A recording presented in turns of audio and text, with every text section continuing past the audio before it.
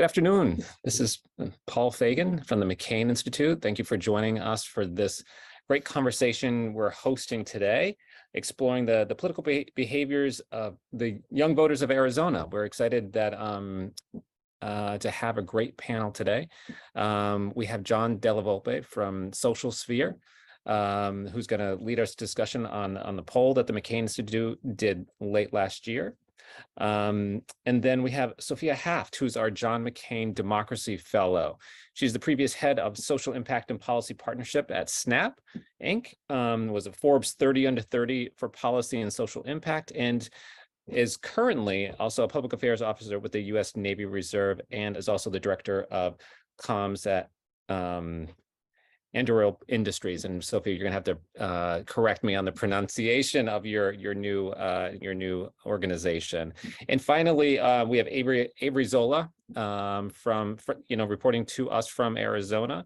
He's an ASU alumnus, and he's the voter education manager for Citizens Clean Election Commission, which educates Arizonans on the electoral process and creates public education services. He holds an MPA on campaign management, and has also worked for the Secretary of State's office, also an Air Force veteran, and I think finally a comic book creator, publisher, and consultant. So lots of great experiences here amongst us. I just wanted to give everyone a little bit of a background on the McCain Institute, this program that we're running, and what we hope to get out of it. So if people don't know the McCain Institute very well, we are an organization founded to carry on the legacy of John McCain, the legacy of the McCain family to public service. We advance democracy, human rights, empower leaders, and combat violence and combat trafficking. We convene leaders across the political spectrum, addressing the most pressing issues. We're about action, not talk. And I think everyone on here believes in that, and not just talking, but taking everything they do and putting it into action.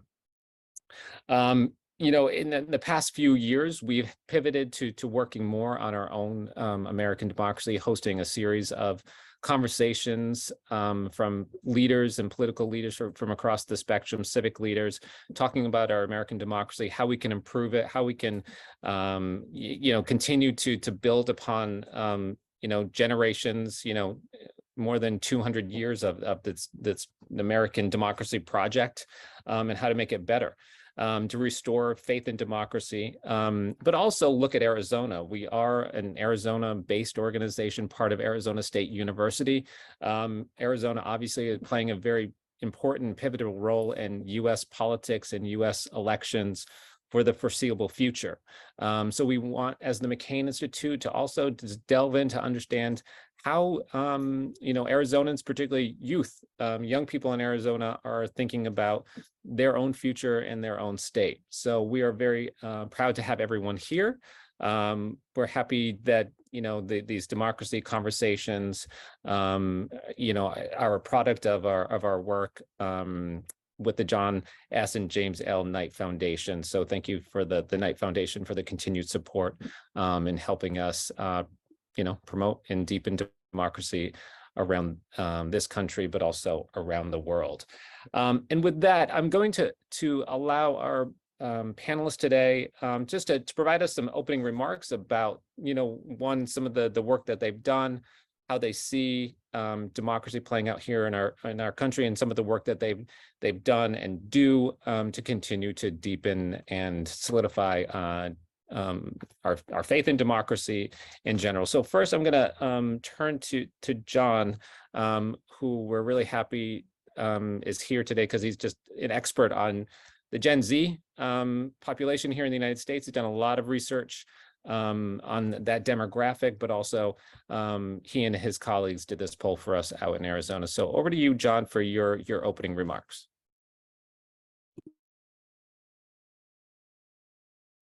Thanks very much, Paul, and to all the supporters of the McCain Institute. It's a real honor. I've been focusing on young Americans' attitudes through the Institute of Politics now for a couple of decades. We've been able to capture the entire millennial generation, and for the last several years, that's transitioned into Gen Z. But the opportunity to take this work out directly to the states and directly to Arizona is meaningful, and I think of real interest. So thank you for that, and Sophia, for all of your stewardship of this as well. Appreciate this. What I'm going to do just in a couple of minutes is walk through the highlights from the survey that my colleagues and I at SocialSphere conducted just a few weeks after the 2022 midterms for that perspective. We conducted over 1,500 interviews in the state of Arizona among younger people between the ages of 18 and 29. I'd call them members of Gen Z and younger millennials. Okay, we offered the interviews to be conducted in Spanish if folks were interested, and all of the data was aligned to the best of our ability to the U.S. Census to be as representative of the state as possible. And I'll just talk just briefly about some of the highlights across 3 or 4 main topic areas. One of which is the reflection that young people had about the recent midterm elections. I want to talk about not just the politics of today, but the politics and issues that are important to young people when they think about the future of Arizona. I'll share some insights from the survey about civic education, the degree to which young people are engaged, and also some potential barriers as well. And then hopefully we'll leave plenty of time for questions from Paul and the panelists. But to start, I just wanted to kind of talk about how active younger people were in Arizona this past cycle. In fact, 2018, we saw the highest level of participation among younger people in midterm election in decades. And the younger people in Arizona, when we look at the broader cohort, we see slightly even higher level of engagement in 2022 relative to 2018. That's terrific news about the state of youth engagement in Arizona. It could always be higher, in my opinion, but it was actually very, very good news. We found that over half of young Arizonans actually spent time researching the candidates or the issues that they were unfamiliar with before voting. Okay. In addition to that, nearly that many indicated that over the last couple of years, they volunteered in some significant way in community service. More than a third were engaged in politics via social media tools or sharing their opinion. So what we saw, what we captured in this last survey was, I would argue, a very engaged, if not the most engaged youth electorate in many, many years, certainly in many generations. Okay. One of the reasons, I think, was that not only the issues at play, which we'll mention before, but like the strength of the community. A majority, 57% of young people from Arizona indicated that they were encouraged to vote by someone else. Young Hispanics in particular were more likely than others to be encouraged to vote, but still roughly half, if not more, of people from other kind of racial and ethnic groups were encouraged to vote. College students in particular, 75% or so were encouraged to vote. So you can clearly see the kind of the impact and the fusion between the important issues across America, but also a lot of the grassroots movement and engagement as well. So moving to what was actually motivating young people kind of beyond the kind of their peers, when we look at about issues, like we saw across the country, there were 2 main issues, I think, at the forefront, and really differed by party. Cost of living and inflation was something that drove young Republican Arizonans to the polls, while concerns about women's reproductive rights were something that motivated young Democrats in roughly equal measure. But when I think is important in surveys like this, when we kind of broaden the scope to think about what are the issues that are forefront in the minds of young people for the future of the state. And the reason we ask these questions is for members kind of the civic community, elected officials, to understand the values and the priorities of younger people, so they can kind of create some threads and develop a relationship. Of course, cost of living in this moment, but that extends not just to the inflation, the cost of groceries, but I think that extends to the affordability of housing, the affordability of healthcare, the affordability of just trying to live your best life in even a relatively modest way. We find that 3/4 of young Arizonans say those issues are of primary importance and very, very important. Not far behind that was this concern that we see on a national level also about erosion of fundamental rights. And then I think the third bucket I would include concerns about mental health, as well as concerns about accessing quality education, K through 12 quality education, regardless of which neighborhood or community or zip code that you come from. Just a couple of other comments on barriers to voting. We found that over half of young Arizonans believe that the most recent elections were legitimate and reflected the will of the people, only half. And there was a strong correlation between those views, which were referring to the midterm elections, those views and likelihood to vote and to participate. So there's a lot of detail in this survey about that in terms of that barrier. Another barrier, kind of an attitudinal barrier that I talk a lot about is the concerns and perceptions about candidates being not of high quality. That's another barrier, as well as lack of information about the candidates, the issues. Those at close to 50% among the non-voters were the reasons that they cited. Yet 1 in 5 also cited intimidation, physical or otherwise, or harassment at the polls as being a barrier, as being a barrier to participation. And I think that the last thing I would just kind of offer just a couple of other points in terms of how young Arizonans think about politics, think about that relative to the rest of their lives. I think we need to recognize, whether it's in Arizona or across the country, the significant strain of mental health on young people. You know, close to 1 in 2 younger people under 30 are struggling several days in the last couple of weeks with mental health. Half of that number, about a quarter or so, say it's so bad, sadly, they've thought of self-harm. 2, 3, 4, 5% saying that is happening on a daily basis. So on every campus, whether it's a high school campus or college campus, this is something that is of extreme urgency. And in many ways is something that is I think the last thing to tie everything together, one of the reasons that I believe we don't see even greater levels of participation in politics is because of negativity in the coarseness of the debate, which is something that adds just another level of stress onto a generation already dealing with many things. So those are just the highlights. It was a fascinating poll. There are lots of data here, and I appreciate the opportunity to conduct it. And thank you for the time, Paul. No, thank you, John. And we'll have all the highlights of the poll, but also access to the poll data, because we feel like, as John knows, as a pollster, you want to get as much data out there as possible so people can look at those crosstabs and whatnot to get a better understanding of Arizona, and looking at the county level, city level, and whatnot. And so it was a great poll. So thank you for what you and your team did, because I think there are a lot of really interesting findings that came out of it.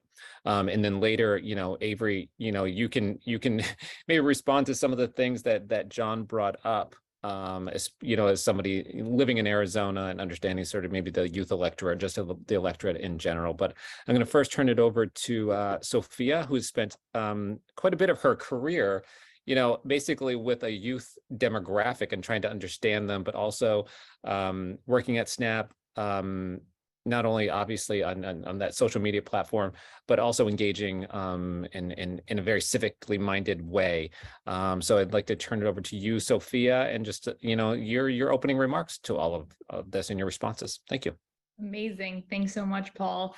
Always love being on a panel with John, because I end up taking ferocious notes and learn so much, and so excited to learn more from Avery later today as well. Big thank you to the McCain Institute and to ASU for championing these types of conversations.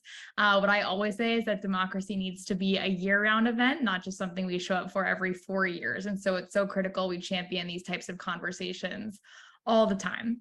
Like Paul mentioned, I spent the last 8 years at Snapchat really trying to think through how we can help this next generation of Americans do exactly what John just spent the last part of his introductory remarks talking about. How do we break down all of these barriers to entry for a generation who's grown up being able to do whatever they want from this thing, except actually engage with our democracy? When I think through my little sister who is 19 and I think through all of the things she's able to do from her phone, except understand how to engage with democracy, it gives me a really good understanding of all the opportunities for ways that we can make this whole thing easier for them to not only understand, but also be a part of. I remember when I was in college and I was a pretty civic nerd, as you can imagine. One, I remember showing up to vote for the first time and it feeling like a test that I didn't get the chance to study for. And there is no reason in today's age of mass media accessibility that anybody should show up and have voting be not anything except the most empowering, positive, uplifting experience that they've had in their life. And unfortunately, for all the results that John just walked us through, we know that to not be the case for the average young American. And then you also hear a lot of leaders speak to young people and say, the number one way you can make a difference is get involved in your local community. And that's it. And the big question is, great, what is a young person supposed to do with that? And so we really wanted to think through the whole life cycle of civics, right? I think what's really challenging is that a lot of people, the people who do show up on election day, typically think they're voting for president. Perhaps during a midterm election, they know that they're voting for a senator or a congressman, but they don't necessarily understand all the other things that are critical and more often likely impacting their actual day-to-day lives. And so the things that we really try to think through at Snapchat is, how do we help the average young person understand the context of these elections and these positions based on the issues that they care most about? One of the things that we saw during the 2020 election is that only 6% of races actually went uncontested, meaning that they actually didn't even have a challenger. And so one of the things we really want to get a lot smarter about is how we can make sure that we're encouraging public office as a real career that more young people across the country should consider. If you want to make a difference on education, guess what? There are real positions in your community that you can run for and make a difference on. And so one of the things that really excited me about working with the McCain Institute and ASU in particular is this whole conversation around Arizona. Given all the results that John just walked you through, there's a really fascinating microcosm of all the issues facing our nation, whether it be polarization, distrust in the media, distrust in elected officials. And I truly believe that the McCain Institute and ASU is uniquely positioned, given their geography and of course their reach with a bunch of college students, to try to figure out the solutions to all of these issues that we face. And one of the things that was most promising from the poll that John just briefed us all on is really trying to help every American understand the role that they have in organizing their closest friends and family. I know this is something Avery works on each day and spends a lot of time thinking about on the ground. I got my start as a grassroots organizer on the south side of Chicago, getting involved in the community, understanding what issues most people were confronting every single day.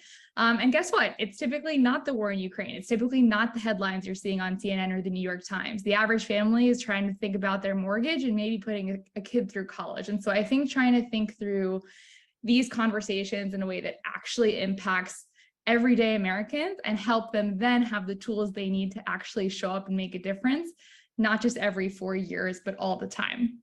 There's so much more we can do, but I think that one of the biggest tangible actions that everybody on the call today can think through is, what are the issues you care most about? What are the real positions in your community that actually impact those issues day to day? Who's in them?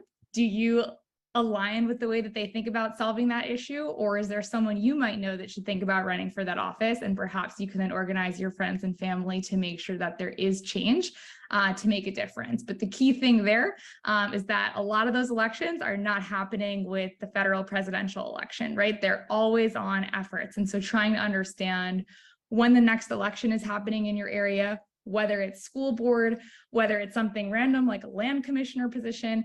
But if you care about issues like environment or education, those races are critical. And so just keeping a pulse on what's happening in your community all the time is so critical as we think through what this next generation of Americans can do to make this country look a lot more like they want it to. I'll stop there, but looking forward to some of the Q&A later today. Thank you for those opening remarks, Sophia. Again, we'll come back to some of those things that you brought up, but your experience of really kind of trying to understand a younger generation and how to engage with them in it civically. One thing that you said that resonated with me, my first time voting was at 18, but I was away at college, so my first time voting, when I was in Cobb County, Georgia, was actually by a voter or mail-in ballot. So that was in the early 90s, and nobody seemed to have a problem with me sending my ballot in from Washington, D.C. to Cobb County, Georgia. But with that, that's a lot about elections and participation, and which is a good segue to our next speaker, Avery Zola. So Avery, I want to turn it over to you for your opening remarks, and then we'll get into a deeper conversation with all three. But I think you can kind of tie a lot of the comments that we've heard from John and Sophia into a more Arizona on the ground. Sure, yeah. So thanks again for joining us today. Over to you. Thank you, Paul. Thank you so much for putting this together. First, I want to thank the McCain Institute for this opportunity to participate on the panel. I'm truly honored to be among these distinguished panelists. My name is Avery Zola. I'm the Voter Education Manager for the Arizona Citizens Clean Elections Commission. I work under the leadership of our Executive Director, Tom Collins, and our Voter Education Director, Gina Roberts. The Clean Elections Commission, or Clean Elections for short, was created via the Clean Elections Act, which was passed by Arizona voters, and the League of Women Voters had a lot to do with pushing this on the ballot. It was actually passed in 1998. We have a 5-commissioner commission with each commissioner from different political parties that head the nonpartisan commission. The Clean Election Act, what it does is it established a system for voter education, clean campaign funding, and campaign finance enforcement. The act promotes free and fair speech under the U.S. and Arizona constitutions. It restores participation in our political system, and it seeks to improve the integrity of our Arizona government and elections. I would say that a catalyst for civic engagement by young adults was the United States involvement in the Vietnam War. And it's fitting to bring that up because the amendment, it was amended in July, so this is a perfect timing. Many young people and students around the nation began opposing war, authoritarianism in the form of a local aggressive government, and abuses against the counterculture at that particular time, but it still resonates today. The 26th Amendment in July of 1971 was adopted into the U.S. Constitution, which effectively established voting rights for more than 11 million 18 to 24-year-olds. This expansion of suffrage was significant because it was the biggest expansion of voting rights since the women's suffrage movement of the 1920s. Several organizations and get out the vote campaigns were aimed at promoting civic engagement by the nation's young adults because of this amendment. The effects of the Vietnam War on the youth, and more specifically college students, are still felt during our current times and present day. Historically, youth-led movements have not necessarily translated into higher voter turnout, despite the elevated levels of interest in politics, especially when you're looking towards the 60s and 70s. Youth voter turnout still paled in comparison to their older counterparts, even though there are surveys that suggest, and we know that young people and young adults are motivated to vote, they want to vote, young adults continue to vote at lower rates than older adults and older citizens. That being said, and to Mr. Della Boat's part, I probably butchered now, I apologize. Young Arizonans have shown greater enthusiasm in a recent presidential election. So we are seeing an increase in interest from young people to participate in these elections. But I also wanted to talk about some research that shows that cognitive skills such as memory, intelligence, and logical reasonings do not necessarily address the disconnect between political motivation and political action from young adults. So non-cognitive abilities such as integrity, motivation, perseverance, teamwork, those are all associated with follow through. And that attribute is definitely necessary for young voters to cast their ballot. But what I will say, just to kind of end my introduction, is that the youth vote is of vital importance. Their votes can affect and continues to affect the outcome of elections and ballot measures. And a number of organizations, nonprofits, and candidates themselves seek to increase youth voter turnout for that very reason. So, and it's a pleasure to be here, and thank you all. Thanks so much, Avery. Again, I think you bring a, great insight. I love your references to, the 26th Amendment and expanding, though that was the largest expansion of voting rights this country has seen in decades, and so instrumental to engaging a younger population into the civic process. And I think we're still working to get more young people involved. But and this is a good segue to John. You've been studying sort of the youth vote and trying to understand the Gen Z and probably many other generations for your whole career. Are you seeing maybe I'll just ask the question, your research on Gen Z in general and Gen Z, as we did this poll, were there any, what were the similarities or differences between what's happening in Arizona maybe versus the broader country, or are you seeing sort of the same in Arizona that you're seeing broadly around the country? Thanks, Paul. I think broadly speaking, attitudes around politics and civic engagement, and frankly, culture, for the most part, kind of transcend state barriers these days, because so much of information, of culture, those attitudes are kind of developed through kind of a shared common experience, combination of things, one of which I think are the series of current events shaping the attitudes of first millennials and then Gen Z over the course of the last couple of decades, and then sharing those experiences, on platforms and through other offline social networks. So generally speaking, big picture, the attitudes and the performance of young Arizonans in 2022 and 2018 more or less kind of mirror their counterparts in other states. And what that means is that when this generation of younger voters in Arizona turned 18, 20, 22, started voting for the first time, they voted, although again, as Avery said, it could always be higher, but they voted at roughly twice the level of their older millennial brothers and sisters and their Gen X parents and their baby boomer and salad generation grandparents. For example, on a national basis, in the 2014 midterm election, I think on average, turnout was in the low teens, 13, 14, 15%, as I recall. And by 2018, we saw a doubling of that. It was in the mid 30s, and Arizona held that largely in 22. We also saw record participation in the presidential.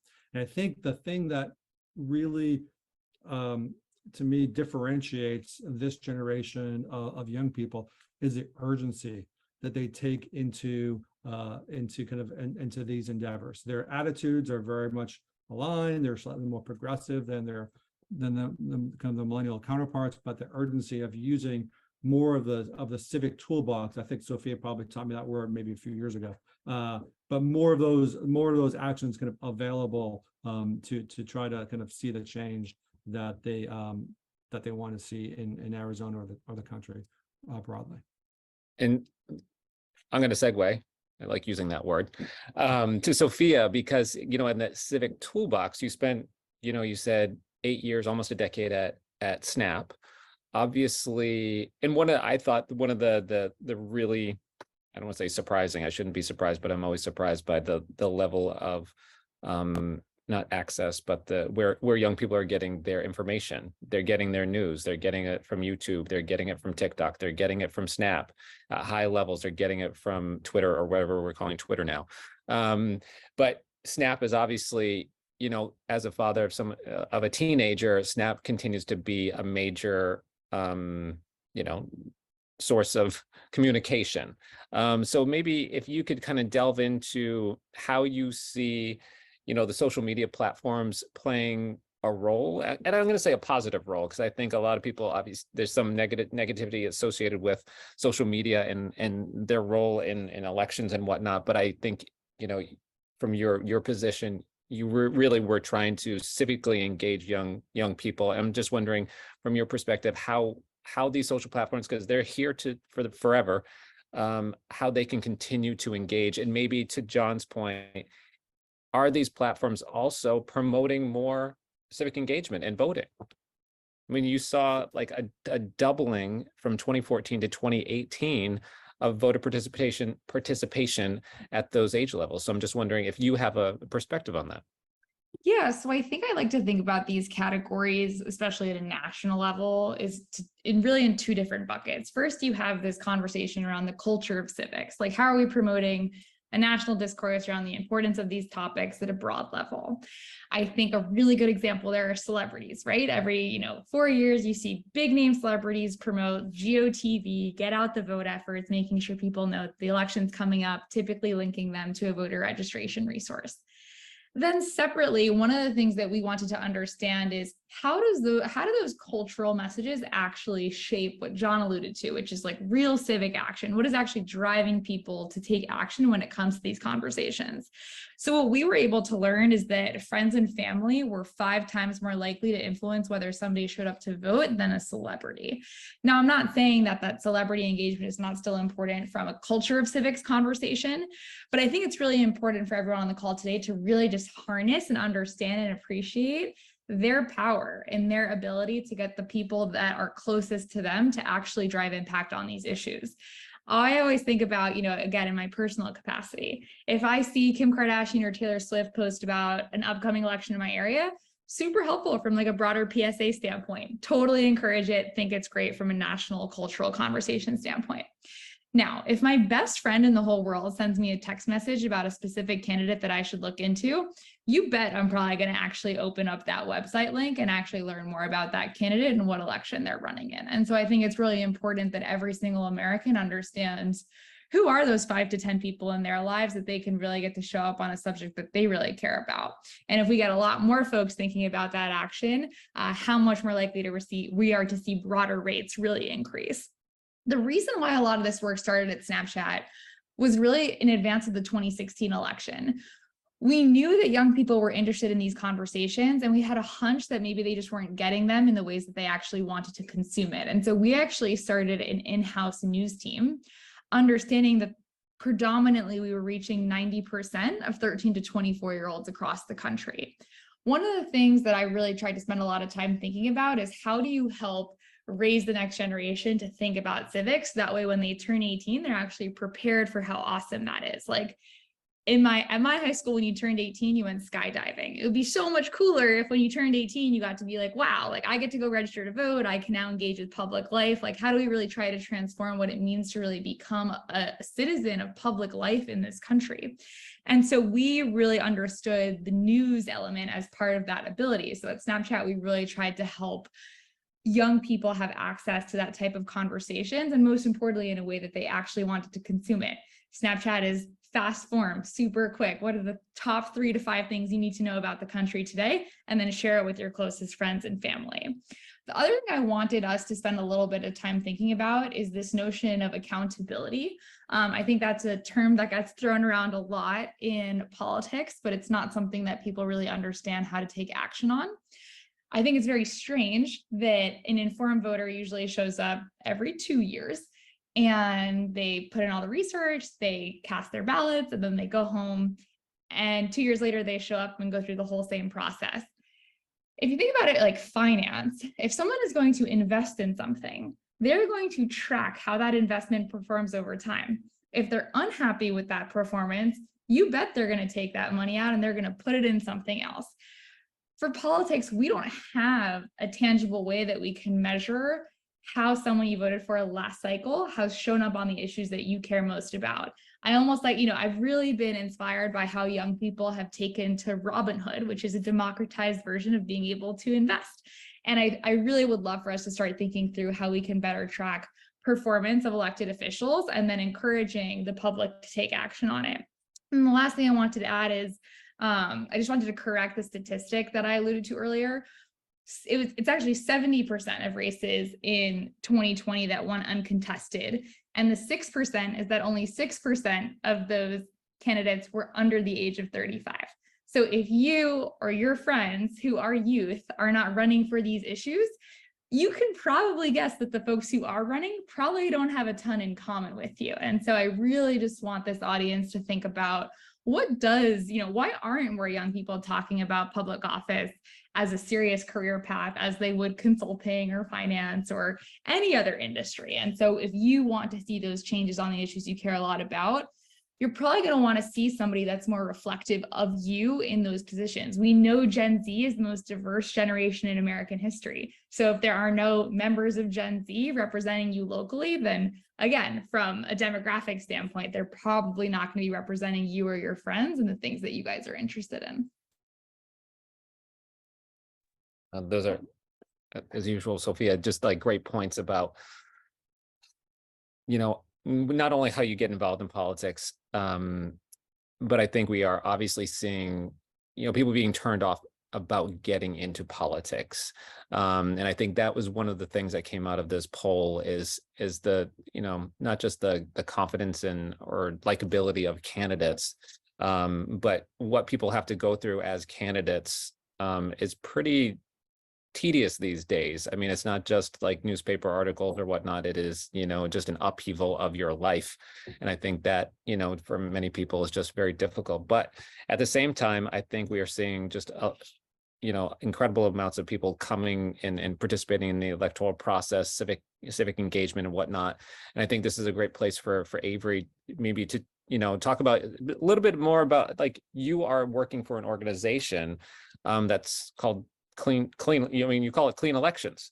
You are civically engaged. You are trying to get more people engaged in Arizona on the issues, but also elections. And I think Sophia brought up a lot of good points of how to get or encourage more young people to participate in elections.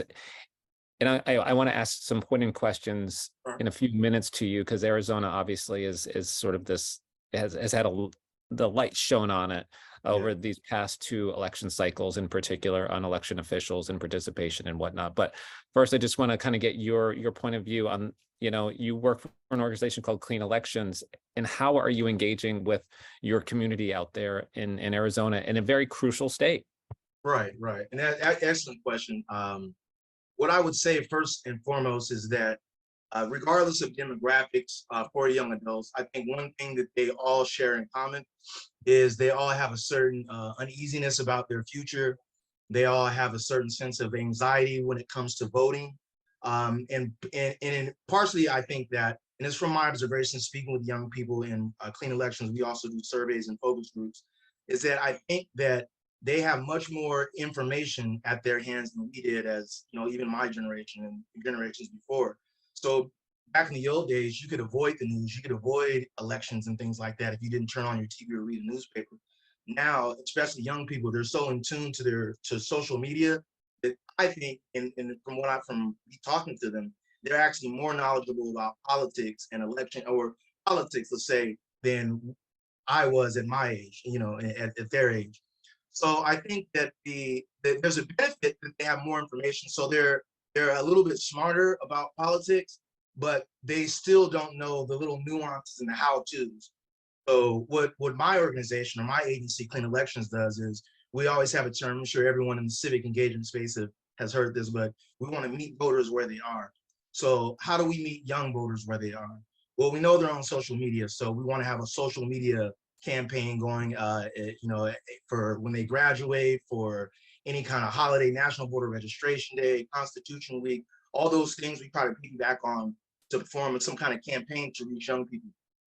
Outside of that, we connect with peer, like youth community groups, recreation centers, things like that, to really talk to the young people.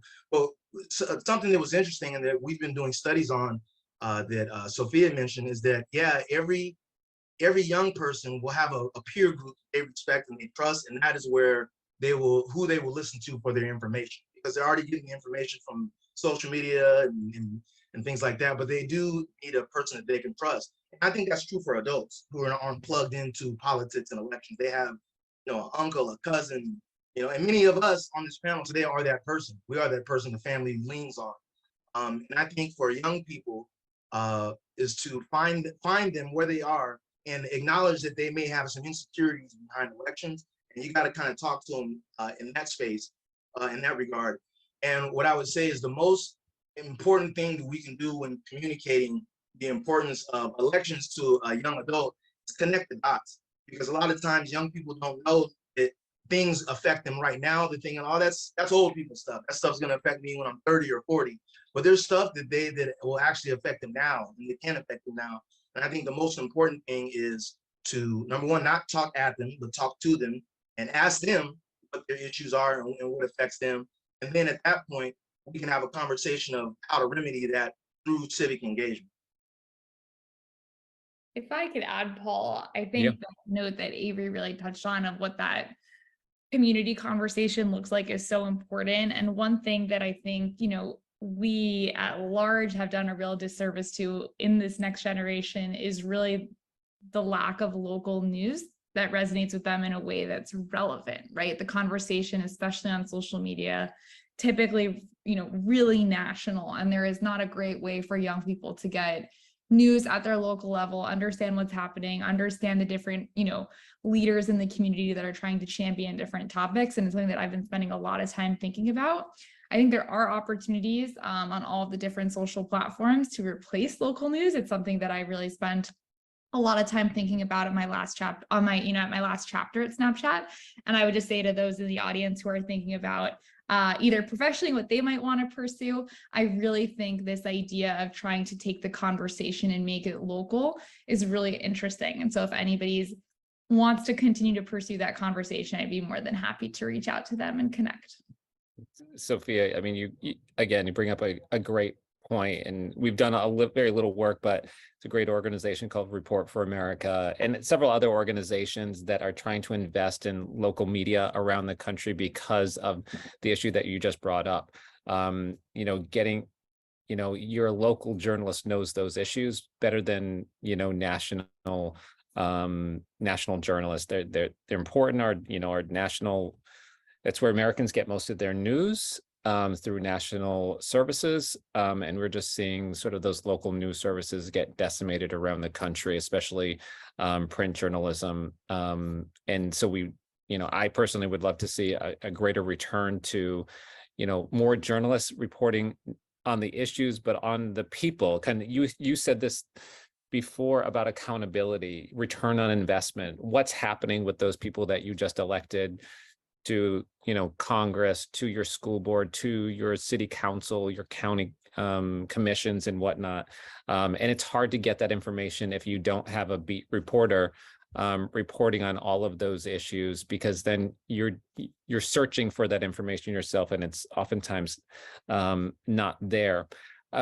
Avery, I want to pick up on something that you said about voters and anxiety. I do think for most Americans, I think across the political spectrum, I think elections have become so contentious. There is anxiety attached to it, whether you're Republican, Democrat, independent, libertarian or socialist, whatever your political leanings are, there is anxiety amongst voters and trust in elections. Arizona, you've seen quite a few election officials attacked, for their performance. I think they've come under threat. People are resigning. I just saw one of the county officials just resigned maybe this past week, which is pretty significant for a place like Arizona.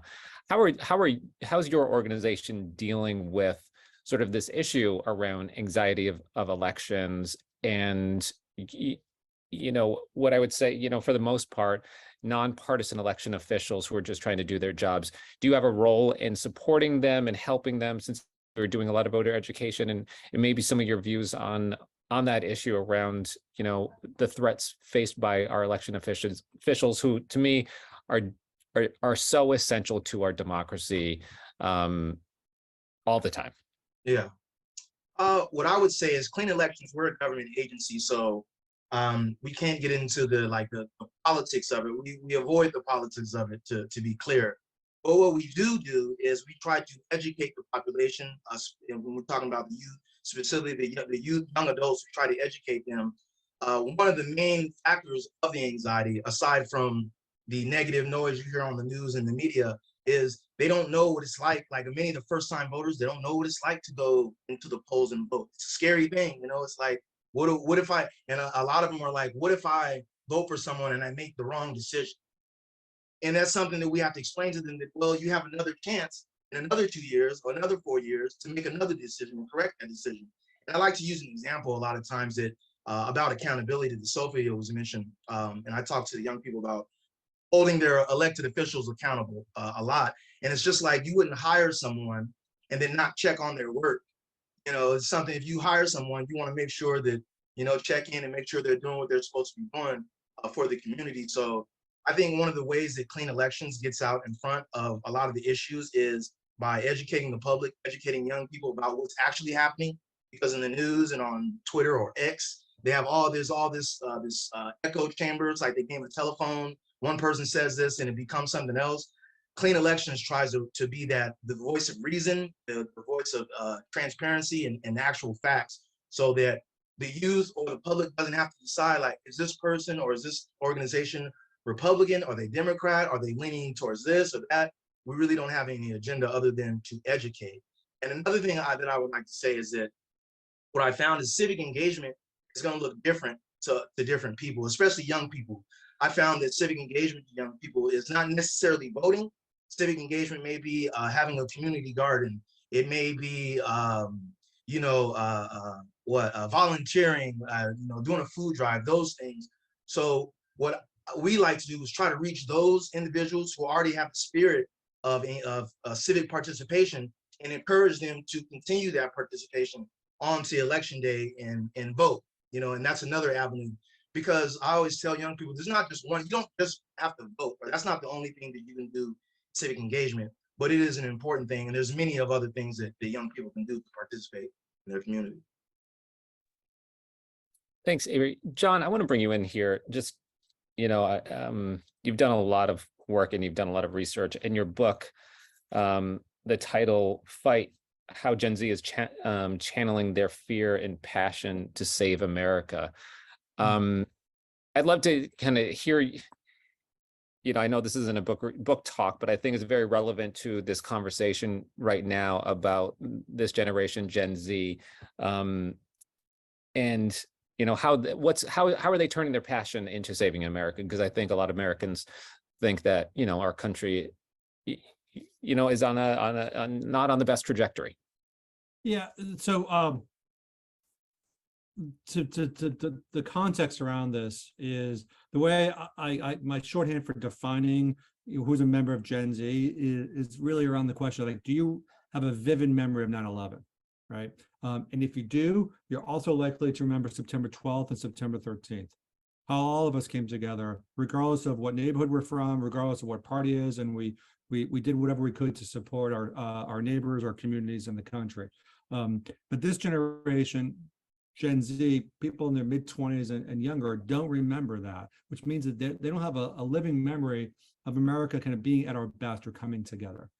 Instead, they've seen, I believe, kind of the last 15, 20 years, like a life of kind of chaos and trauma, never feeling comfortable, never feeling the sense of stability, whether it's kind of in their personal lives, in their families, due to the Great Recession, due to concerns about school shootings and mass shootings when they enter public spaces. We could see the negative impact of that, sadly, through the effect of deaths by suicide, which had significant spikes in all 50 states after a decade or so of relative stability.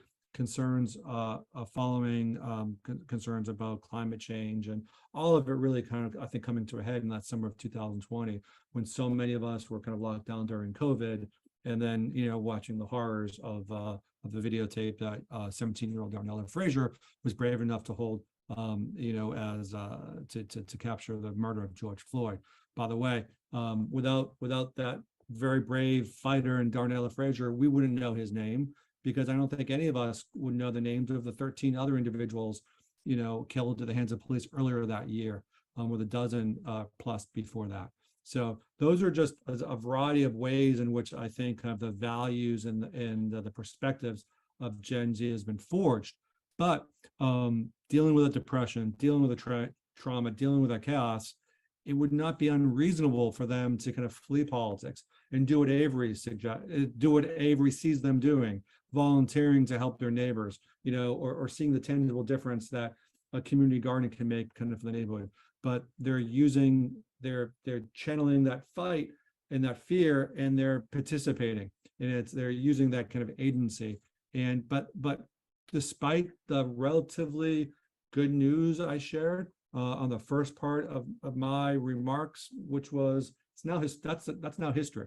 Okay, like the 2022 midterm elections and the youth participation is history, which means that it may or may not happen again, and it won't happen again unless all of us and the friends that we know could have been in the space or not in the space in the kind of community continue to kind of invest in impacting in the attitudes of younger people, and also kind of working collectively to lower some of these kind of other barriers to participation. Because just because a generation voted at record levels in 20 and 22, there's also this growing cynicism that also kind of concerns me, that we need to be cognizant of.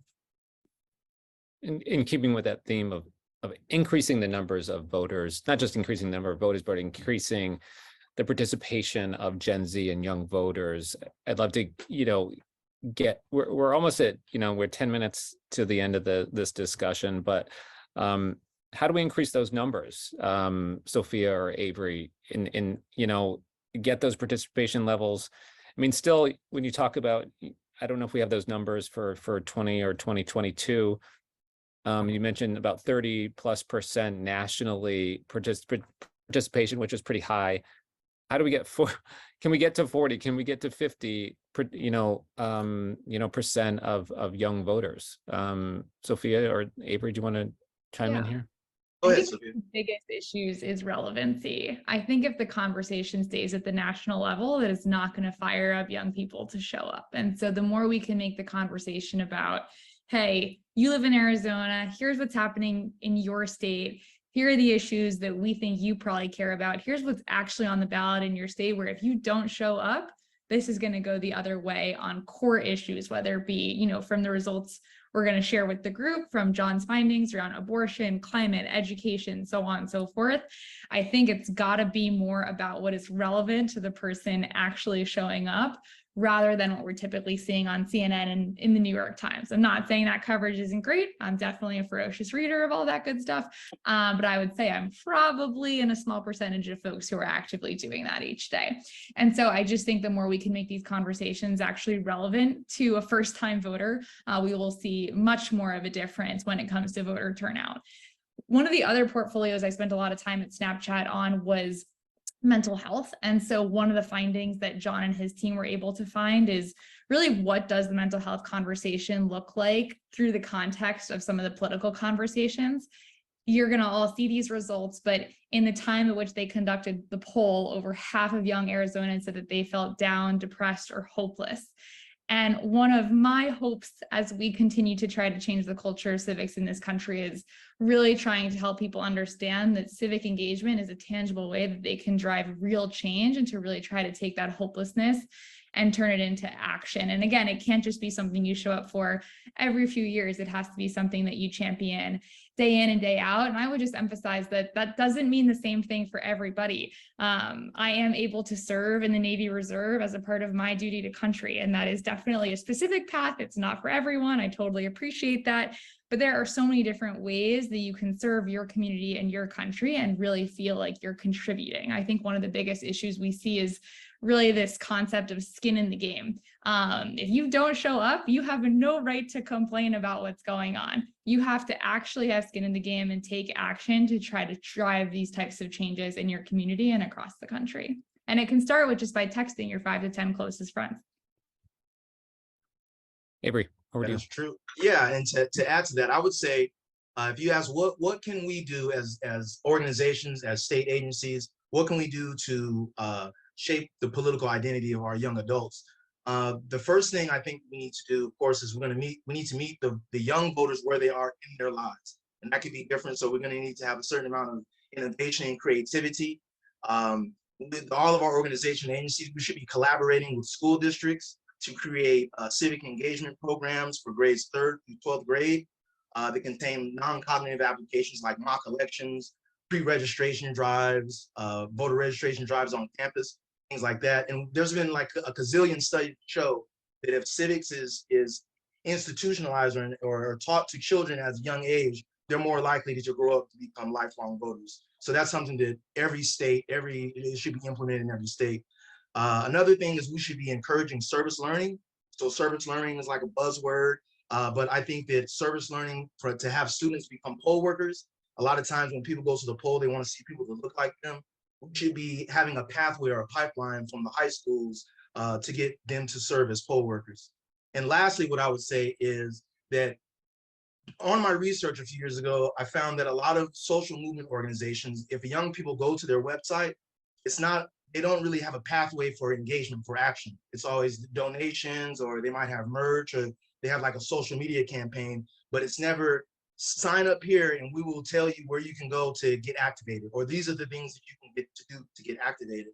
So I think that all of our organizations, and Clean Elections is constantly working on this, that if you engage with young people, young voters, that they should have a call to action, that it should have something to do to bring them in to the election space.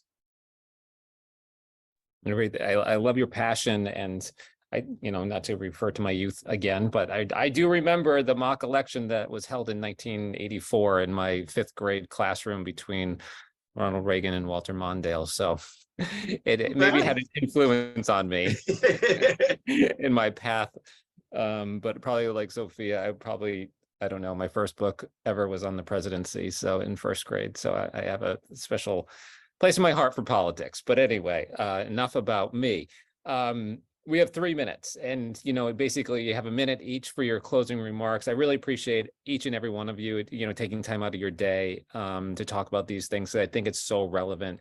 And maybe I'll just go in reverse order from where we started, and Avery, give you the opportunity to go first, and then we'll go Sophia. You're in the middle, Sophia. So, and then we'll close out with John with his last words.